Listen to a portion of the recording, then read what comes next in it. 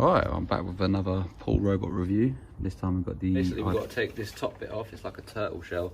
So we've got to pull up. Let's put it back on. So on top here we've got the charger port, so when it needs charging, the direction it moves. Same on the front, one there as well.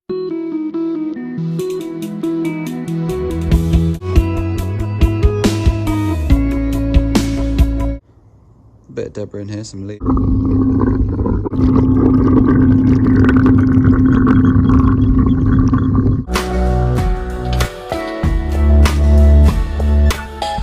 And let's have a look inside to see what we've got.